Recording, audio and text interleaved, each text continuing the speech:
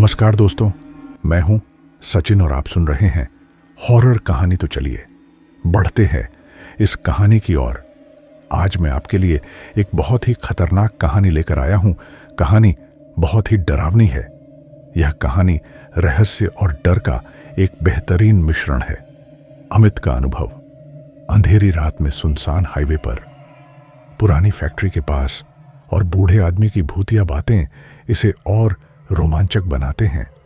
कहानी शुरू करने से पहले आप लोगों से एक छोटा सा अनुरोध है। अगर चैनल पर नए हैं तो वीडियो को लाइक और चैनल को सब्सक्राइब कर लीजिए, और कमेंट में हमें ज़रूर बताना कि हमारी कहानी आपको कैसी लगी, और यह भी बताना कि आप किस शहर से वीडियो देख रहे हैं। तो चलिए दोस्तों, बिना किसी देरी के कहानी को शुरू करते हैं। अमित उस दिन देर रात काम से लौट रहा था। वह अपने शहर से करीब 100 किलोमीटर दूर एक छोटे कस्बे में जरूरी मीटिंग के लिए गया था, लेकिन काम खिंच गया और रात हो गई। उसने सोचा था कि वह जल्दी वापस लौट आएगा, लेकिन अब रात के 12 बज रहे थे और वह अपने मोटरबाइक पर एक सुनसान हाईवे से गुजर रहा था। सर्दियों की रात थी, हवा ठंडी और तेज थी। रास्ते में न कोई दुकान, ना कोई इंसान, बस जंगल के घने पेड़ जो अंधेरे में डरावने लग रहे थे।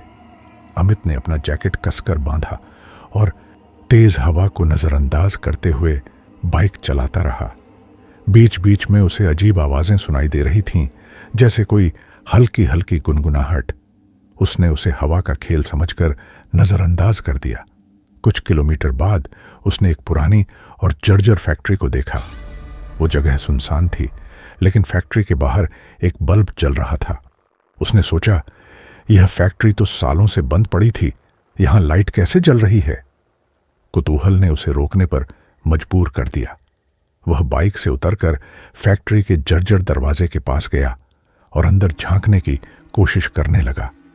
अंदर धुंधली रोशनी में उसे कुछ आकृतियां दिखाई दीं जो मशीनों के पास काम कर रही थीं।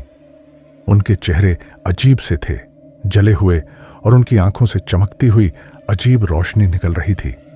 अमित को एक अजीब डर का एहसास हुआ। वो तुरंत अपनी बाइक की ओर भागा और तेज रफ्तार में वहां से निकल गया।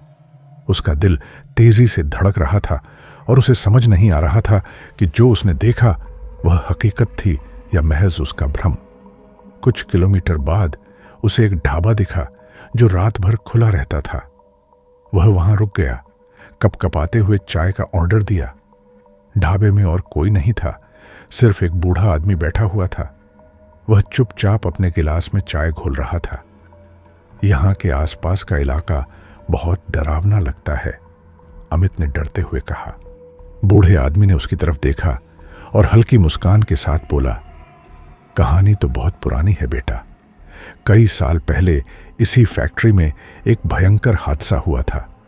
गैस लीक के कारण पूरी फैक्ट्री में आग लग गई थी, जिसमें सारे मजदूर जलकर मर गए थे। कहते हैं उनकी आत्माएं आज भी वहां काम कर रही हैं। अमित को बूढ़े की बात सुनकर एक अजीब सा झटका लगा। क्या वह जगह सच में भूतिया है? उसने डरते हुए पूछा। बूढ़ा आदमी धीरे से सिर हिलाते हुए बोला, यहां जो चीजें दिखती हैं वो हमेशा सच नहीं होती, पर हां, कुछ लोगों ने यहां अजीब चीजें देखी हैं। अमित ने चाय खत्म की और तेजी से अपनी बाइक की ओर बढ़ा। वह अब और रुकना नहीं चाहता था। जब वह ढाबे से कुछ दूर गया तो उसके बाइक के इंजन से अजीब आवाज आने लगी। बाइक अचानक बंद हो गई। उसने बहुत कोशिश की, लेकिन बाइक चालू नहीं हुई। तभी उसे पीछे से किसी के आने की आहट सुनाई दी। उसने पीछे मुड़कर देखा।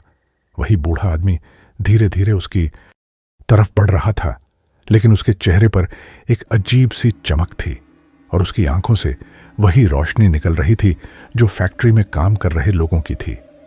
अमित की सांस रुक गई।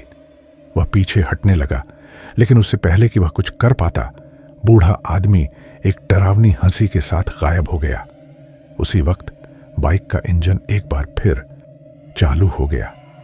अमित ने बिना किसी और सवाल के बाइक को फुल स्पीड में चलाया और घर की तरफ निकल गया। अगले दिन उसने उस फैक्ट्री के बारे में और जानकारी जुटाई तो पता चला कि वहां कई साल पहले भयानक हादसा हुआ था और लोग कहते हैं कि उन मरे हुए मजदूरों की आत्माएं अब भी उस फैक्ट्री में हैं। दोस्तों, यह थी आज की पहली कहानी, तो चलिए बढ़ते हैं आज की दूसरी कहानी की ओर। रात के करीब 11 बज रहे थे। आसमान में बिजली कड़क रही थी और ठंडी हवा एक सिहरन पैदा कर रही थी। आकाश बस स्टैंड पर खड़ा बस का इंतजार कर रहा था। वह एक निजी कंपनी में काम करता था और आज उसकी शादी की पहली सालगिरह थी। अपनी पत्नी कृति के लिए खास दिन होने के कारण आकाश जल्द से जल्द घर पहुंचना चाहता था, लेकिन दुर्भाग्यवश उसकी बाइक उसी दिन खराब हो गई, जिससे उसे और देर हो गई थी। यह बस भी आज नहीं आ रही, आकाश ने निराशा भरी आवाज में कहा। उसने घड़ी पर नजर डाली। 11:30 थे और बस के आने में 10 मिनट की देरी हो गई थी। अपनी पत्नी के लिए खरीदा हुआ गिफ्ट हाथ में पकड़े हुए वह बस की उम्मीद में इधर उधर देख रहा था। तभी अचानक तेज बिजली चमकी और साथ ही बारिश शुरू हो गई। आकाश ने देखा कि आसपास खड़े लोग तेजी से इधर उधर छुपने की कोशिश कर रहे थे। बारिश के बीच में खड़ा आकाश अब भी बस का इंतजार कर रहा था। तभी उसने महसूस किया कि उसके सिर पर बारिश की बूंदें गिरना बंद हो गईं। उसने ऊपर देखा तो पाया कि एक आदमी काले कोट और काले चश्मे में उसके पास खड़ा था। वह अजीब ढंग से मुस्कुरा रहा था। आकाश ने उसे हल्के से देखा और उसकी मुस्कान का जवाब देने की कोशिश की, लेकिन तभी उस आदमी ने कुछ ऐसा कहा जिससे आकाश का दिल एक पल के लिए रुक सा गया।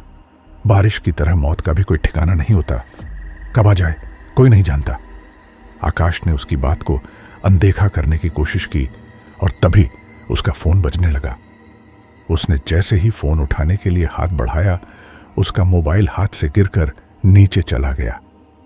मोबाइल उठाने के लिए जब आकाश झुका तो उसने देखा कि उस आदमी के पैर नहीं थे, उसकी जगह खाली थी, जैसे कुछ हो ही नहीं। घबराकर आकाश ने फोन उठाया और बिना किसी से कुछ कहे वहां से दूर खिसकने लगा। जब आकाश ने पीछे देखा तो पाया कि बस स्टैंड पर अब कोई नहीं था।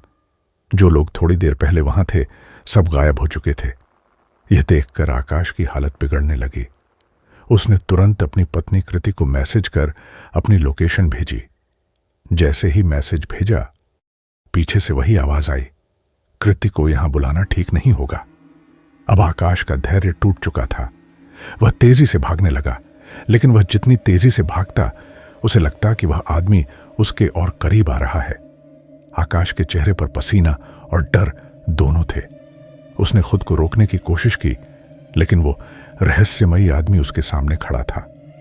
उस आदमी ने अपना चश्मा उतारा और उसकी लाल आंखों से खून बह रहा था। आकाश ने चीखते हुए बस की तरफ भागने की कोशिश की, किंतु तभी उसका पैर फिसल गया और वह बस के नीचे गिर गया। अगले ही पल बस का टायर आकाश के शरीर के ऊपर से गुजर गया और आकाश के शरीर के 2 हिस्से हो गए। कुछ देर बाद कृति वहां पहुंची, लेकिन तब तक बहुत देर हो चुकी थी। उसने आकाश की लाश देखी और समझ गई कि आखिर ऐसा क्यों हुआ। 1 साल पहले कृति और आकाश ने अपने परिवार की मर्जी के खिलाफ जाकर शादी की थी। उस दिन भी कुछ ऐसा ही हुआ था।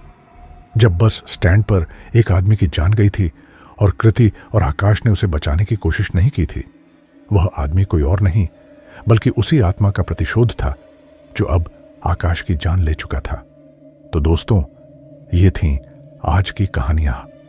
अगर आपको ये कहानियां पसंद आईं तो वीडियो को लाइक और चैनल को सब्सक्राइब करना ना भूलें। मैं आपका दोस्त सचिन जल्द ही मिलूंगा आपसे एक नई कहानी के साथ। तब तक के लिए अपना ख्याल रखें।